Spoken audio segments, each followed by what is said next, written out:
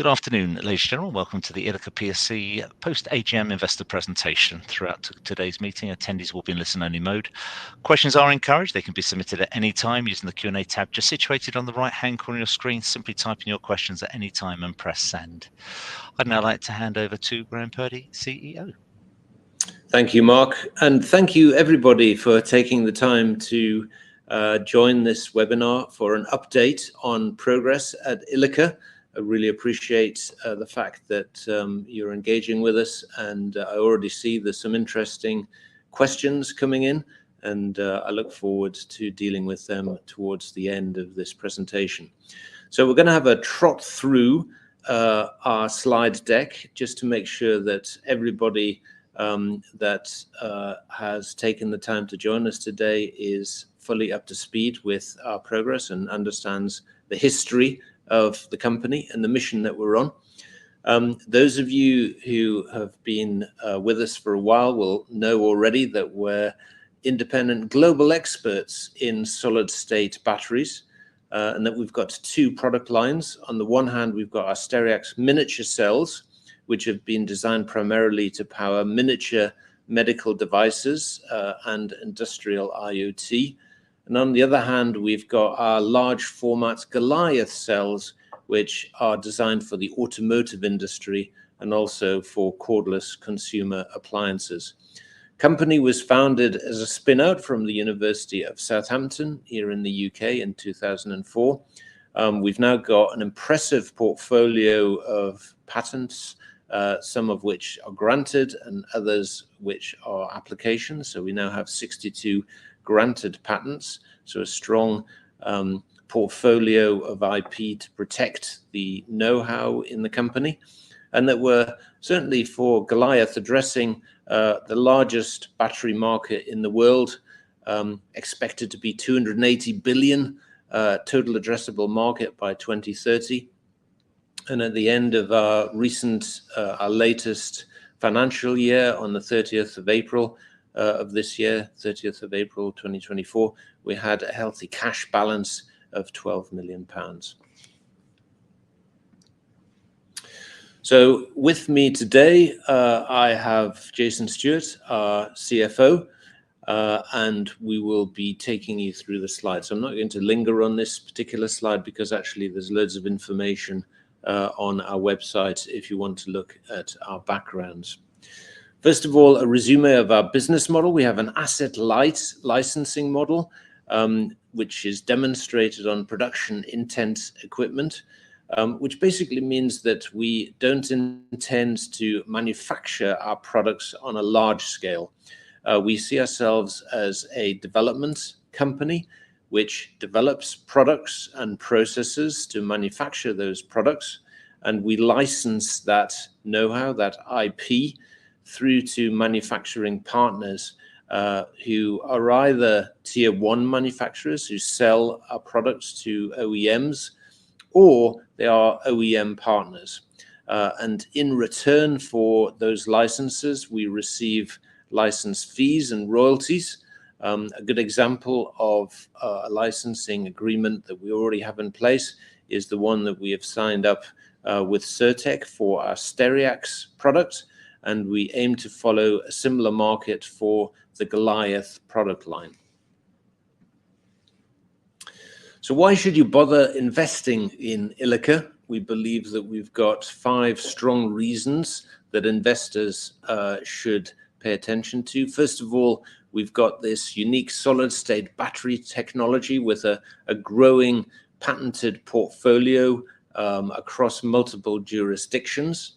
Secondly, we believe that this asset-light business model and a strong focus on commercialization offers investors the best return on investment that they can get from investing in this sector. We have already an in-house purpose-built set of facilities that help us demonstrate the processes that are required in order to manufacture our products. So our customers can come and see the processes in action. They can see the products being made, and therefore there is a strong platform for licensing. We already have demonstrated this licensing with the licensing and royalty agreement that we put in place with Cirtec last year to deliver economy of scale for the production of Stereax.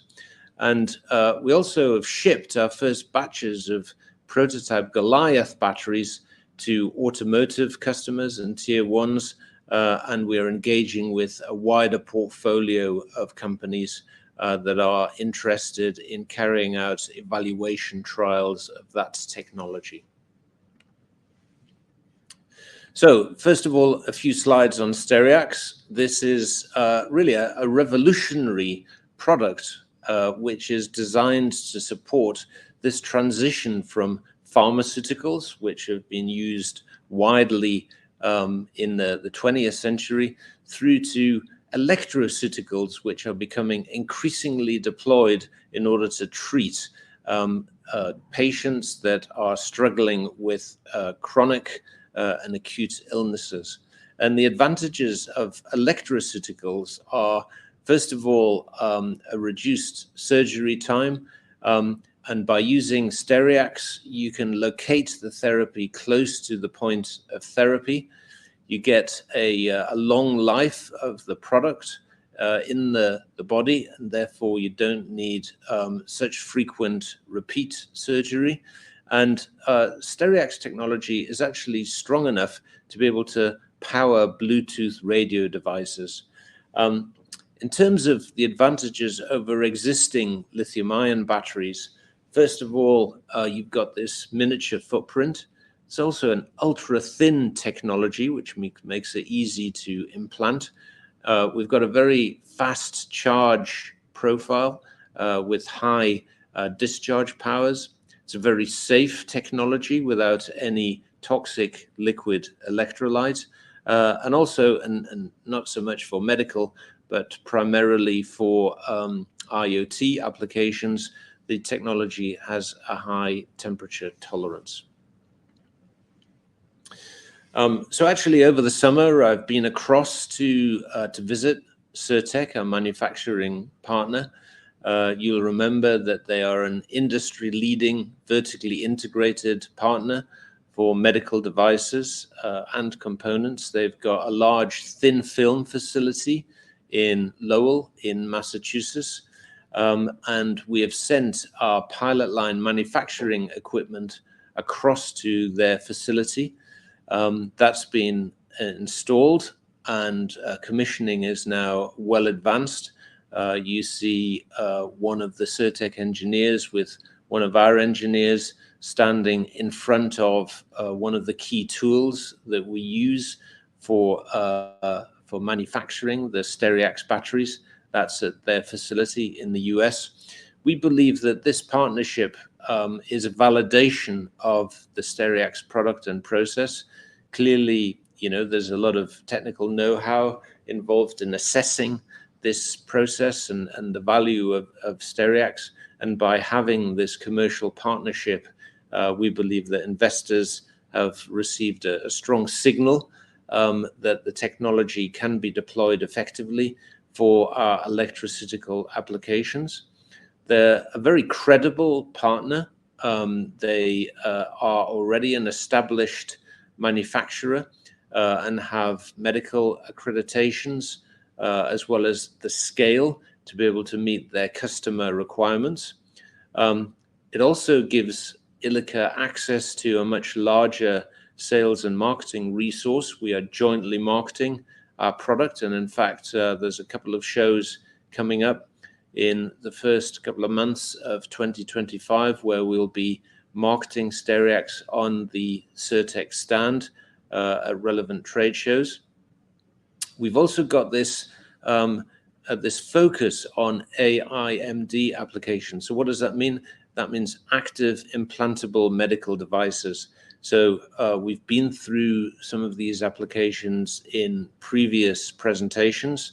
So I'm not going to spend a lot of time going through those today, but these are things like neurostimulators, which can be a good replacement for pain relief using strong opioids. and therefore avoid some of the societal problems that the use of strong painkillers creates. They can be used to assist patients recover from surgery if they have replacement implant joints. They can also be used for pressure sensors and other sensors that can help manage chronic diseases such as high blood pressure or diabetes. And they can also be used externally for things like orthodontic applications, so put into aligners and mouth guards. So a wide range of high value applications. One of the platforms that Cirtec has developed is a neurostimulator platform, which is then integrated by some of their OEM partners into branded devices. And the Stereax technology is a really good enabler for miniaturization of that platform going forward. So one of the reasons that we wanted to work together with a US-based manufacturer is that actually our customer base is very US-centric. A lot of the investment in cutting-edge healthcare technology, in particular in AIMDs, is taking place in North America. And actually, we have 75% of our customer base located in North America, and therefore putting the supply chain close to that customer base makes a lot of sense. 21 companies and 24 orders in these sectors that we've just been talking about, with that pipeline being reinforced by some of the joint marketing that Cirtec is undertaking with us at the moment. So Jason, I'm going to allow you to speak for a few minutes about the makeup of our revenue forecast and the different components that, when taken together, gives us that growth trajectory. Thank you, Graham, and good afternoon, everybody. So for those that have followed the company over the last year from our Capital Markets Day earlier on, you will know this graph, but for those new to the Stereax story, let me just talk you through how we would expect the growth profile to develop over the coming years. And what we really want to do here is to provide a better understanding on how the revenue will develop, given that the applications are, for the most part, in the initial adoption in the medtech sector, which has a longer time to market because it has to go through that certification process for implantation within the body. So on the graph you can see on the presentation, you can see a number of different layers which represent different revenue streams coming from the Stereax line of products. At the very bottom, you can see a blue line, which represents the fact that we have retained one of the operations for the process. That's the cathode deposition process. And really, that's the most proprietary part of the process that we have developed. So that's retained here in the UK for the moment, so that we can make sure that we continue to manufacture that part of the process to the highest quality to ensure the success of the product.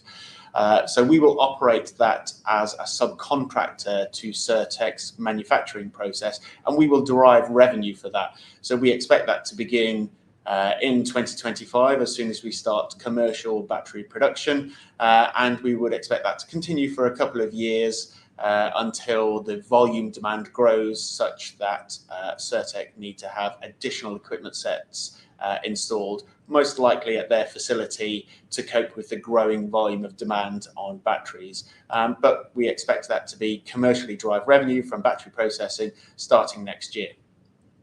On top of that, the orange section that you can see is NRE, or non-reoccurring engineering. And this really is pervasive through the medtech sector and very much the business model that Cirtec themselves have, where they develop a device or a platform in their case, similar to us developing the Stereax M300 battery. And then they work with potential customers to do engineering studies and to bespoke that platform to the specific needs of their customer base.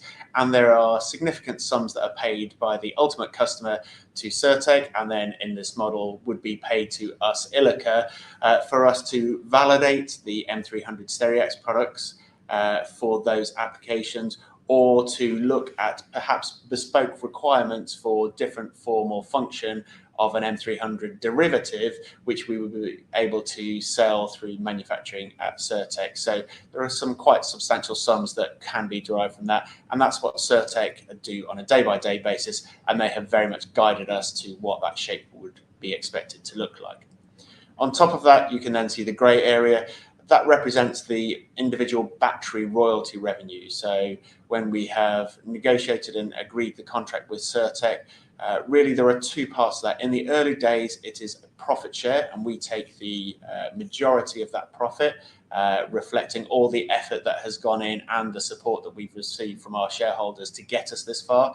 And then as we get to a volume break, so as demand gets to a certain point, that then trips over into a traditional royalty model where we have high single-digit royalties that will come on every battery sale based off the revenue. And as you can see, that really does grow on an exponential growth as you go out, and those pass through their certification, lab-based trials, into consumer trials, moving forward ultimately into full adoption of those products.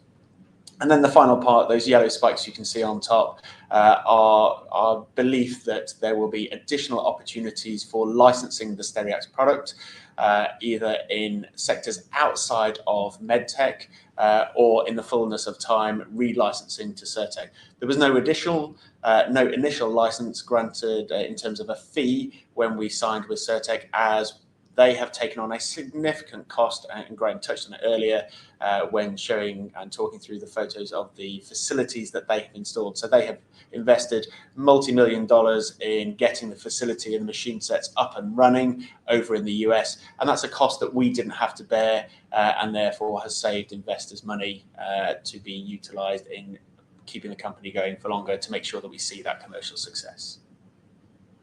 Thank you, Jason.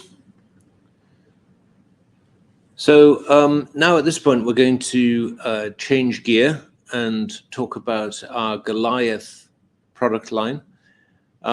First of all, there are some reasons actually that people often cite for not purchasing an electric vehicle. We shouldn't hide from the fact that that sector has experienced some headwinds over the last 6 months or so. Some of the EV manufacturing companies have posted results which are perhaps not as strong as they were expecting 1 or 2 years ago. And the key reasons that people cite are, first of all, well, current EVs have got a limited driving range. Secondly, actually, that it takes too long to recharge batteries. And thirdly, there are some residual safety concerns about having battery packs in the vehicle. And Goliath technology can address a lot of these challenges. The second chart that you see on this particular slide here demonstrates that despite some of these headwinds, that actually sales momentum is still strong. And in particular, it's still strong in the larger EV sectors, let's call them the higher end or luxury sector, within the EV market that ILIKA is addressing with its Goliath batteries.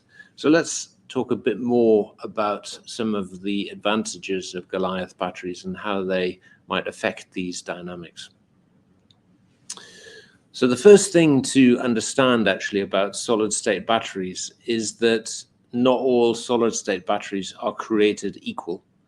And, solid-state has become an umbrella that people use to talk about cutting-edge technologies, which generally use different types of electrolytes in order to create the battery.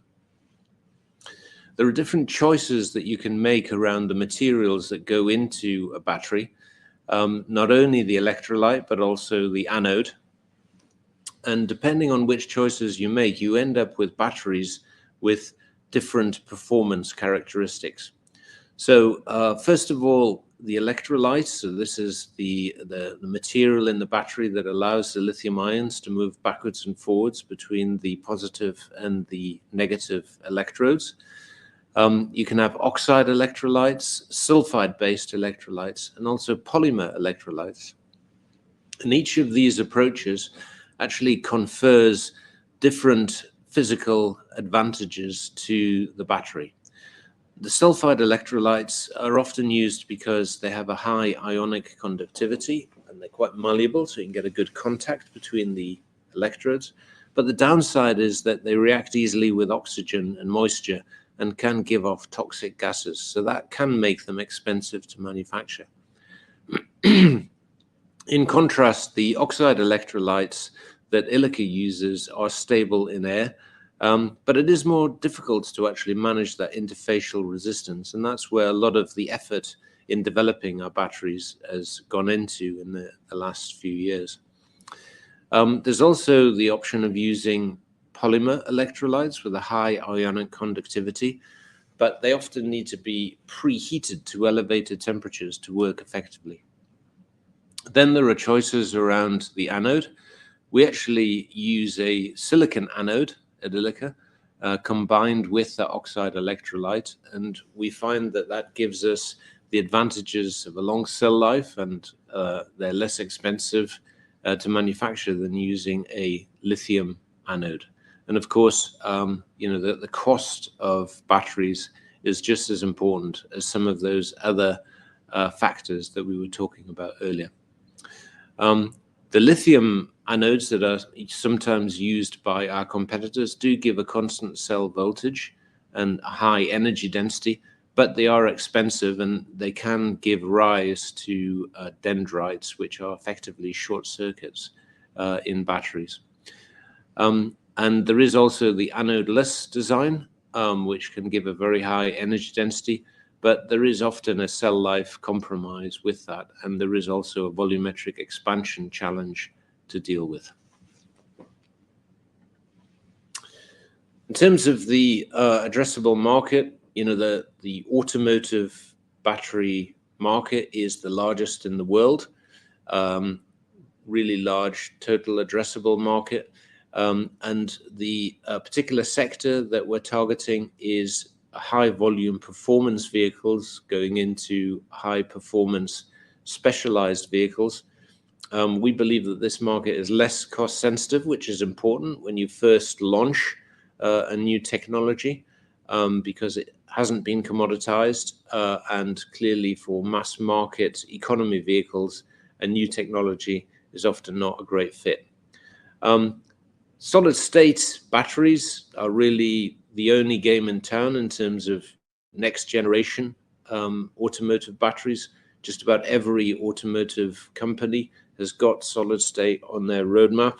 And that's because of some of the advantages that we'll talk about in a moment, and the fact that actually you can end up with a vehicle that addresses some of those key concerns that consumers have got about EVs. So Goliath has got some unique features. First of all, our strapline is that we get the performance of NMC with the safety of LFP. So a couple of acronyms there.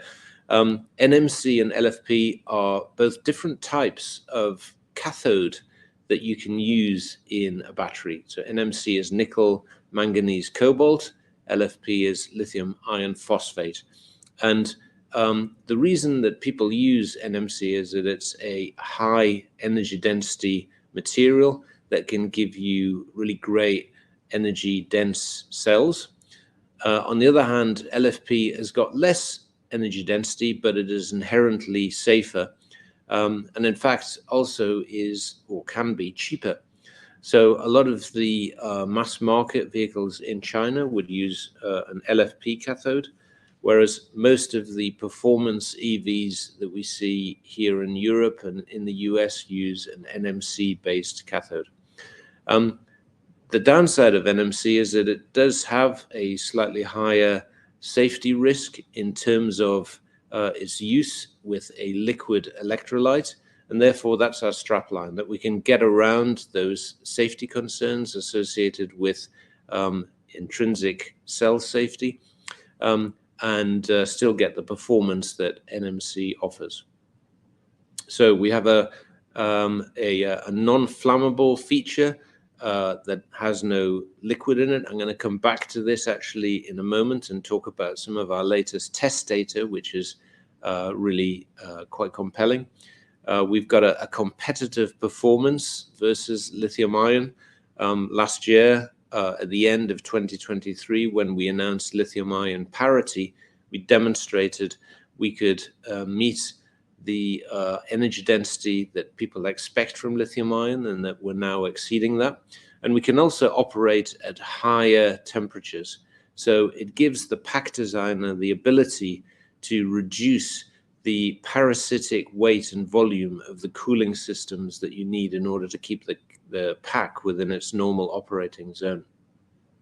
So when you take some of these features and engineer them into a vehicle, you get a lighter vehicle with a higher cell-to-pack ratio. And what that means is that actually you end up with a vehicle with a longer range, because you know what, you need less energy in order to drive a lighter vehicle over the same distance. Or put that the other way around, if you have the same amount of energy, you can drive a lighter vehicle a greater distance. And also we've got a battery technology that's safe in manufacture, use, and can be easily recycled. So at this point, we're going to have a little interlude from slides, and Mark's going to help me show a video. We're just going to put that on a little loop so we show it a couple of times. This was some news flow that we sent out last month. So it's news that has been released since our annual results, which is when we last spoke about 8 weeks ago. And what you're going to see actually is on the left-hand side, you're going to see a benchmark test from a normal lithium-ion battery. And on the right-hand side, you're going to see the same test carried out on a Goliath battery. So Mark, do you want to run this? And I'm just going to give you a bit of a voiceover on top of the video.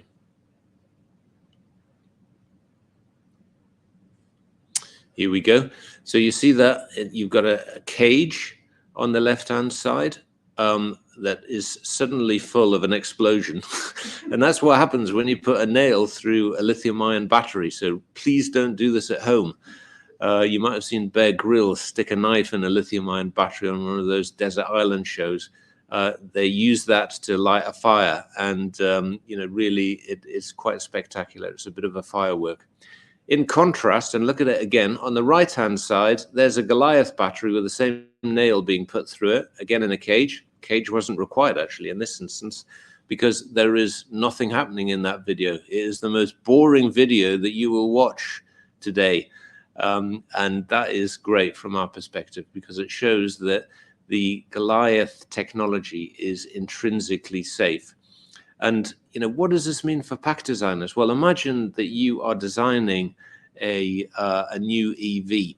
You've got cells that you can buy commercially on the left-hand side. Well, you need to make sure you put them in a pack that keeps them safe in the event that you inadvertently drive into a lamppost.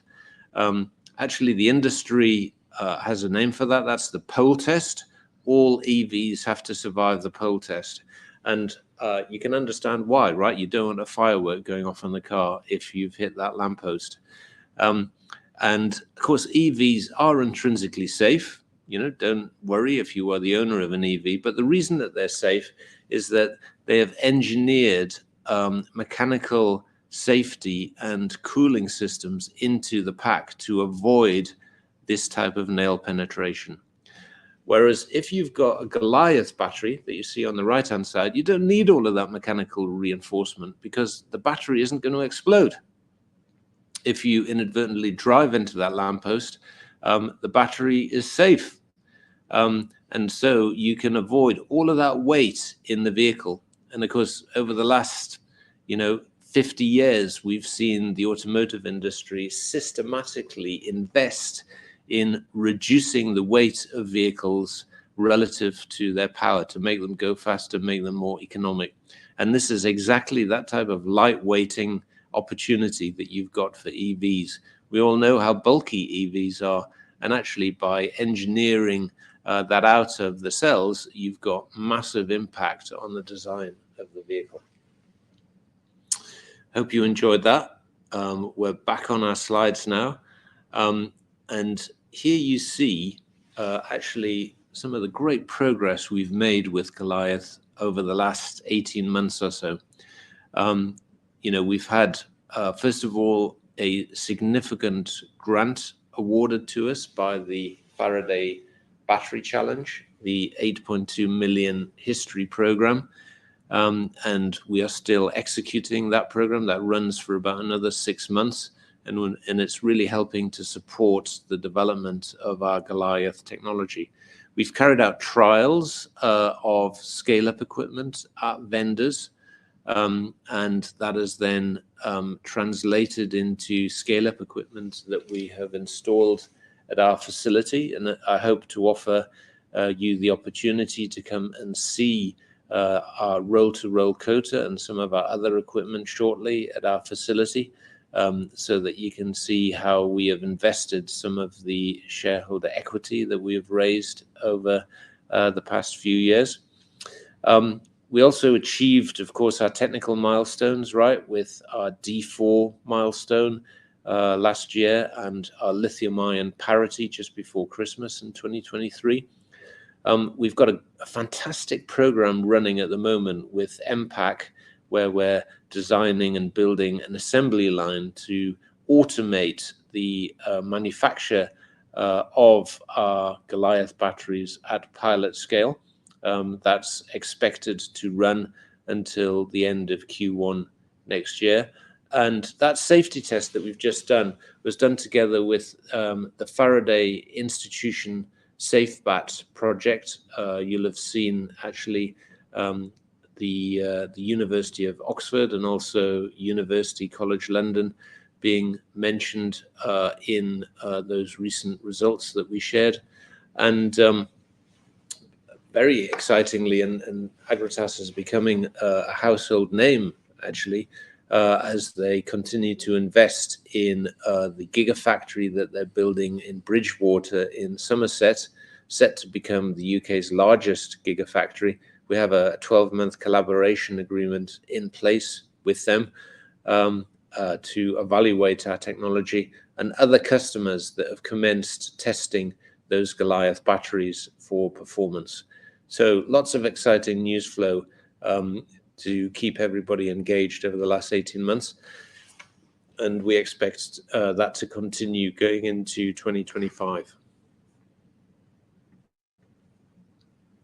And this is the roadmap that we're executing. So you saw that D4 milestone, which translated into a set of P1 prototypes that we shared with our customers. Lithium-ion equivalents following shortly thereafter.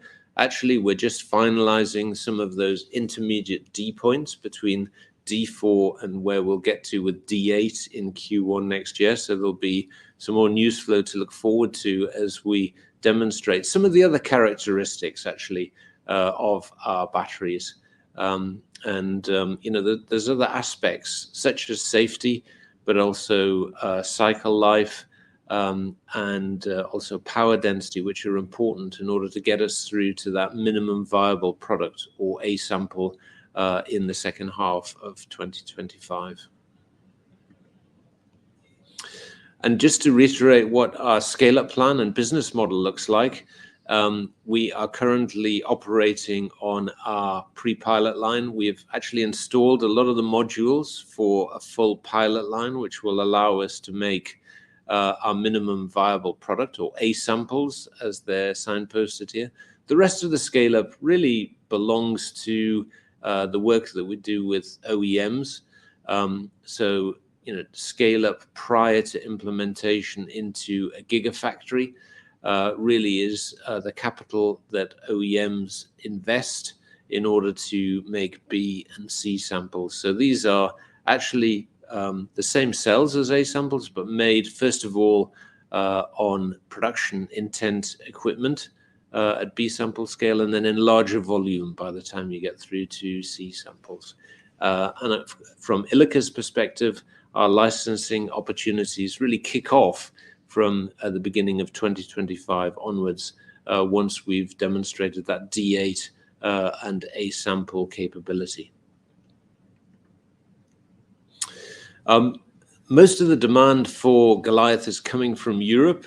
We've now got those 17 companies, principally automotive companies, so automotive and tier 1 manufacturers, 82% of our pipeline there, with the remaining 18% being consumer appliances, 70% of that demand being from Europe, and I include the UK in Europe, and some demand from North America, but also quite encouragingly remaining demand from Asia.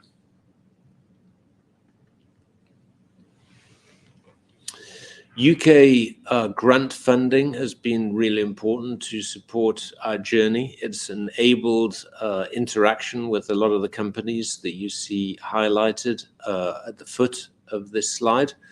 As I mentioned, we've still got support for our history program. So of that £8.2 million program, 2.8 million comes to ILIKA to support our Goliath program, and is also covering some of our partner costs.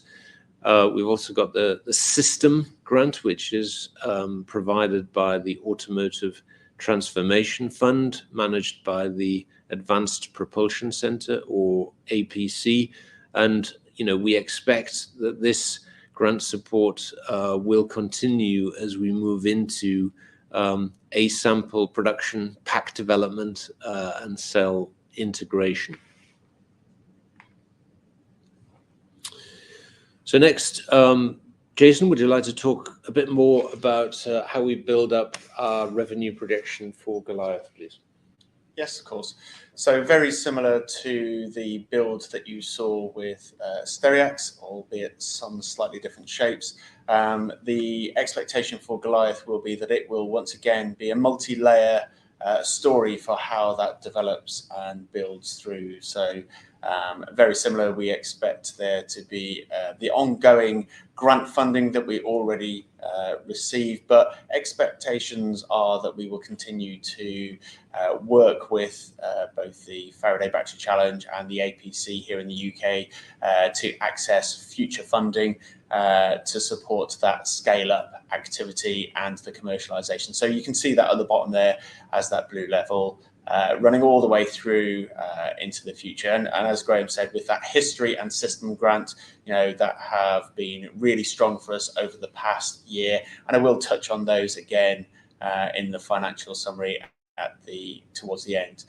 We also expect that there will be, similar to the Stereax product, once again, some elements of NRE, so non-recurring engineering or commercial collaboration. So once again, this is working with partners on the Goliath side to understand their specific requirements and either undertake studies or bespoke work around the Goliath cells to make sure that they meet their particular needs and are fit for purpose for their particular vehicle and application process.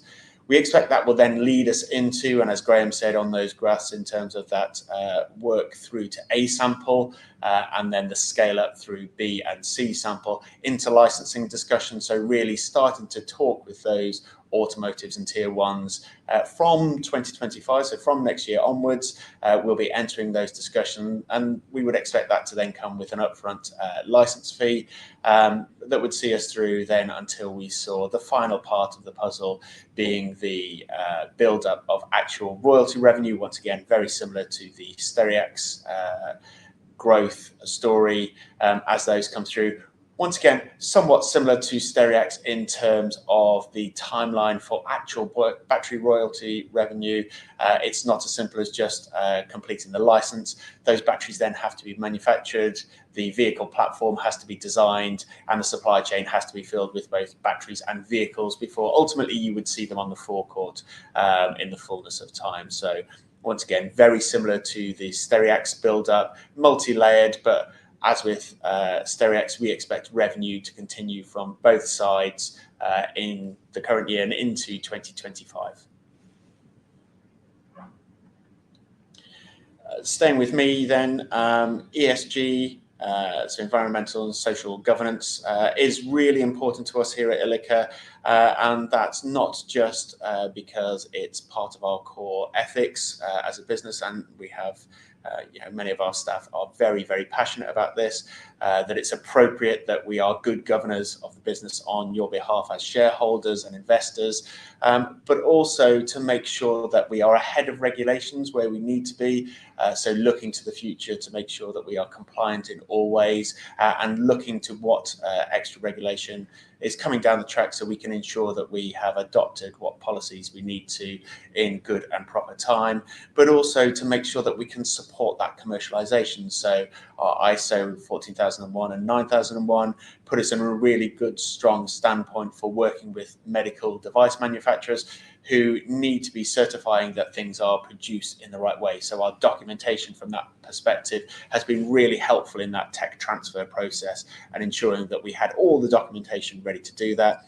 And also more recently with the Goliath customers that have undertaken the cell testing, we found that being able to articulate all of our supply chain, our modern slavery position, the sources of minerals, that there's no conflict minerals, has been really important, because onboarding with some of these tier one or automotive suppliers is quite an intensive process.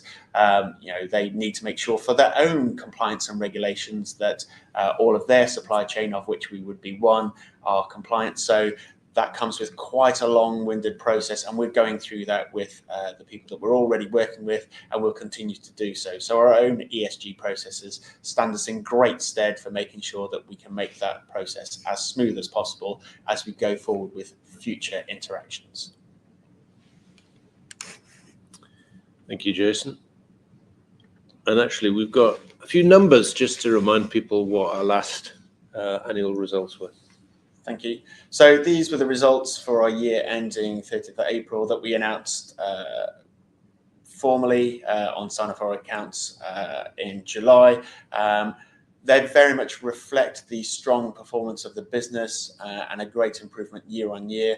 And you can see that reflected all through the P&L. So at a top level, the turnover level, we saw that increase to £2.1 million of turnover, up from just 700,000 the year before. And that was very much a story of the growth on the back of grant funding. So touched on already with the history and system grants, that gave us a great growth from that perspective. But we also saw other income increasing as well, which primarily was to do with the RDEC R&D claim support that we claimed back from the government, which is classified as other income. And that was £500,000 up from 100,000 the year before. So that took us to a total income of 2.6 million versus 800,000 in the year ending 2023. That turnover, coupled with some strong cost control, helped us to reduce the EBITDA loss, excluding share-based payments, to £4.1 million loss, down from £7 million loss the preceding year. So that grant funding, that increase in turnover was one of the factors that came with that. But also we had a good benefit from the Certec contract and planning for outsourcing and moving all of the manufacturing, except for the LCO cathode deposition, across to Certec. That allowed us to gain the benefit of several £7 million of annualizing saving coming through the cost base by moving those activities over to Certec, who took them on. So that was really strong from reducing the EBITDA loss position. And those two factors, coupled with really strong cash management around the capital spend, has left us in a cash balance for the year, ending point of £12 million. So just a touch on that capital, once again, going back to the grant funding, the system grant was a great opportunity for us to still purchase large pieces of capital equipment. We are getting a large automated robotic stacking machine through that system grant process, but we're paying half the cost of that because the grant funding covers the other half, and still receiving a further 400,000 on top in grant funding. So really paying just £200,000 for a £1.2 million piece of machinery. So once again, that's a good demonstration of how we're utilising the facilities and collaborations open to us to shepherd the capital that we've been granted from yourselves as shareholders to best effect. And then once again, thank you to all that participated. We did have a fundraising of £2.3 million before costs, which concluded just in May after the financial year ended, which gives us a little bit more on the balance sheet to help bolster that and to put us in a really strong position to meet the hurdles that are in place for future grant funding, where we need to make sure that we are appropriately funded for the tests that are placed on us as we go through those application processes. Thanks, Jason. So just wrapping up the slides before we transition across into the questions. So first of all, things to look out for. We're going to be scaling Stereax manufacturing through that agreement with Cirtec, powered by the joint marketing that we're planning.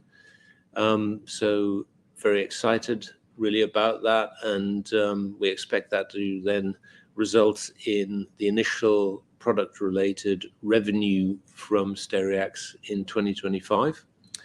And we're going to be maturing that Goliath technology with those partners who are undertaking testing of the batteries.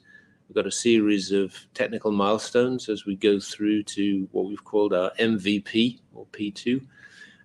So that'll provide some great news flow to build on that impressive safety performance, which exceeded expectations just last month. And we're going to continue to pursue both commercial revenue and grant support to make sure that we've got the financial momentum that we need through partnering in order to get ready for mass market commercialization. So we believe that we've got, really exciting, large addressable markets that this technology is designed for, and that will provide a strong platform for future growth of the company. So many thanks for that. That's Mark? great. Yeah, Graham, let me just jump in there. Thank you very much to both yourself and Jason for updating investors. Can I please ask investors to continue just to submit your questions, just using the Q&A tab on the right-hand corner of the screen. But as well, Graham and Jason, take a couple of moments to review your questions you've submitted already. I'd just like to remind you that a recording of this presentation, along with a copy of the slides and the published Q&A, can be accessed via your Investor Meet company dashboard. Graham, as you can see, you've had a number of questions, both pre-submitted and live. So thank you to everybody for your engagement. If I may just hand back to you to moderate us through those Q&As, and I'll pick up from you at the end. Fantastic. Thank you. So first of all, has the agreement with Cirtec been a success from the perspective of the board? I'd always thought that the Stereax battery would have a significant source of income for ILIKA, as the price point would not have been an issue, but rather the quality and size of the battery being foremost for manufacturers of implants, etc. If I'm right in my view of the Stereax battery, then the agreement with Cirtec should have quickly brought in significant revenue. Right. So I think that's a great question. And as you've heard, we have made very encouraging progress towards implementing the manufacturing process that we need in order to prepare Stereax batteries for market. As I mentioned, I was just over there last month in August and met with the operations manager of the facility where Stereax will be manufactured. As we said in our annual results, actually, we have substantially completed the installation of all of the equipment that's required for the back-end processing of those batteries. We have retained the manufacturing, as Jason was explaining, of the cathode, so that the first active layer of the cells will be doing that here in the UK and shipping wafers of cells over to the US for finishing and the other process steps before just doing a quality check after formation of the cells and getting those cells ready for dispatch to customers. So yeah, we believe that actually Cirtec has fulfilled their part of the bargain. They are investing in the facility required for manufacturing, and commissioning of that equipment is proceeding at pace. There's been a significant investment from Cirtec in that equipment and that infrastructure, and they are very keen to make sure that they achieve an attractive return on that investment.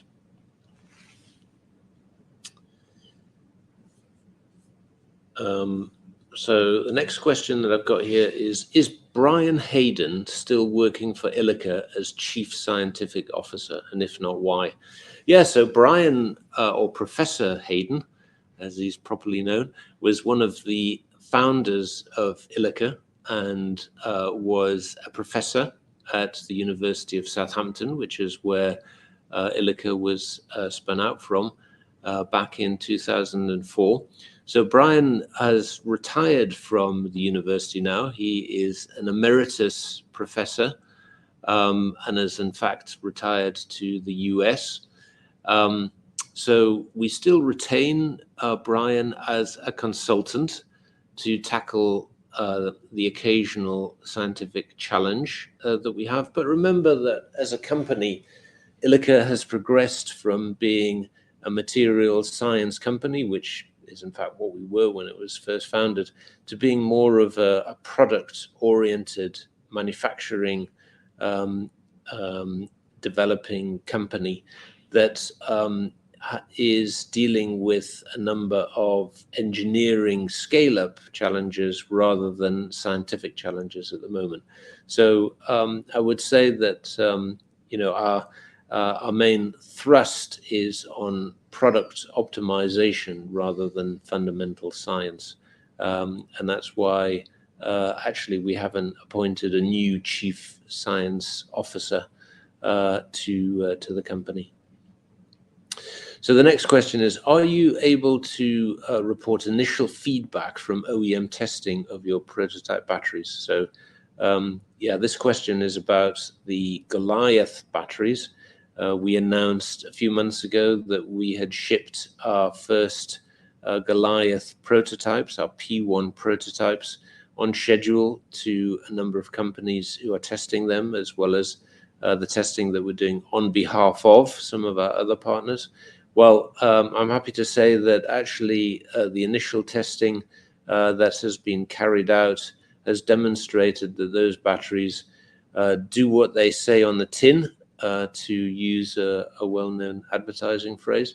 And that feedback has been very positive. We expect to be able to give a bit more detailed feedback in due course. As you can imagine, some of the tests actually take a bit longer to carry out. You know, some of the cycling tests actually take months to carry out. Yeah, we've got ongoing interactions with those OEMs and tier one companies, and so far they're very positive. Next question is, what is the current energy density achieved and what is the realistic ultimate objective? Yeah, so actually that chart that we show as part of our presentation, where we demonstrate the movement between D points from D4 through to D8, really tracks that energy density. And at the end of last year, we announced energy density parity with lithium-ion cells, which is approximately at about 260 watt-hours per kilo on a gravimetric basis. And ultimately, we're expecting to exceed 300 watt-hours per kilo, which would make it a very competitive product in terms of energy density. Next question is, can you provide an update on competitors' solid-state battery developments? CATL is claiming energy density of 500 watt-hours per kilo. is this realistic or PR puff? Competitors are working very hard to get their products ready for market. I think one of the compliments actually that ILIKA often receives from our partners and shareholders is that of all of the solid-state battery developers in the world, we have probably been the most capital efficient in terms of deploying capital and getting an outcome that is relevant to the industry. With a relatively small amount of capital raised, we've delivered what is generally accepted as being very competitive results. There are some very well-capitalized competitors in the US who are developing different technologies to ours. You'll be aware of the sulfide electrolyte-based technology that Solid Power is creating, and also the anode-less solid-state technology that QuantumScape is developing. These are different technologies, possibly with even different target markets. They are at prototype stage in the same way that we are. In fact, both of them have said that they are licensing their technology to their customer base. Actually, in terms of prototype maturity, I would say that ILIKA is still in that leading cohort of tech developers. More difficult to assess is actually the state of play with Chinese developers. So the question mentions CATL, so that's a Chinese headquartered battery manufacturer. In fact, the largest manufacturer of batteries in the world. They've got some great technology that they're developing, but not all of it solid state. 500 watt-hours per kilo is caressing the theoretical limits of what lithium-ion battery technology can deliver. I personally haven't tested one of these batteries, but it's important to put the context of some of these claims in the right perspective and understand how these technologies are being used in vehicles. And actually, you have to take a holistic view of battery technology and how it's engineered into the vehicle. So, the actual cell energy density isn't quite as important as what it looks like at pack level. And that comes back to some of that discussion that we had earlier about safety. Because if you've got an intrinsically safe cell, it means that the weight of the mechanical reinforcement that you need in a battery pack is less, and therefore the overall energy density of the vehicle is higher. So here's one for you, Jason. Do you want to read out that question and answer it? So when does our financial modelling show that the company will achieve break-even and move into profit? So I think a question that I'm sure all investors are interested in.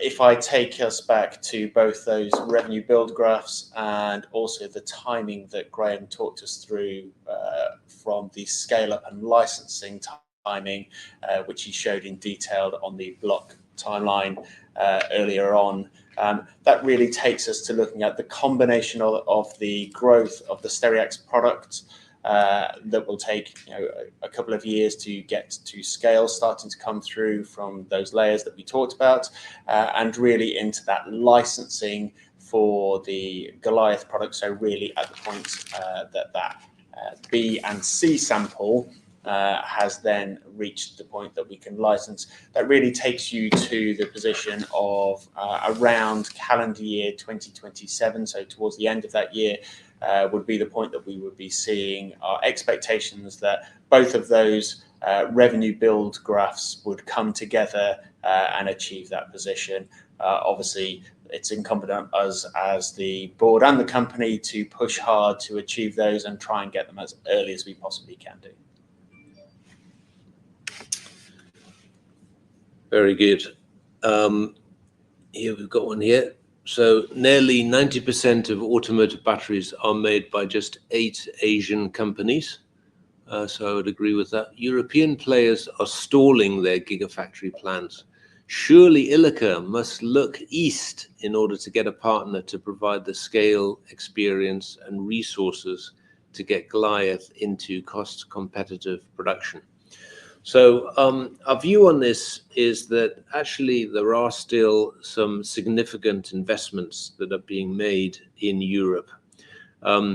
Clearly, we've got an automotive industry that is in transition. You know, in the UK alone, pre-COVID, we were making over 1 million diesel engines a year. And as we transition into an EV-dominated environment, clearly we want to make sure that you know, in Europe we are able to manufacture batteries so that we're not constantly reliant on the import of batteries from Asia. That investment is certainly ongoing. You know about the gigafactories that Northvolt has put in place. Also, the large gigafactory here in the UK, up in the northeast, that is operated by Envision AESC to supply batteries to the Nissan factory. In addition, of course, Agratas, who have a technology collaboration agreement with us over the next year or so, are ploughing ahead with their substantial investment in the gigafactory in Bridgewater. So actually, we feel that there are substantial investments here in the UK that are actually providing a commercialization route for our Goliath technology. So in that regard, I think there's still plenty of opportunities. However, we're not ruling out collaboration with companies in Asia. And in fact, you know, Agratas themselves are parented by Tata Sons that's got an increasingly strong footprint in India. And it may well be that we end up partnering with companies elsewhere in Asia as part of that growth. If we touch on one final question, aware of the hour that we're probably just over. So the APC recently announced new funding for various projects. Did ILIKA miss out this time around? If not, when can we expect news on this front?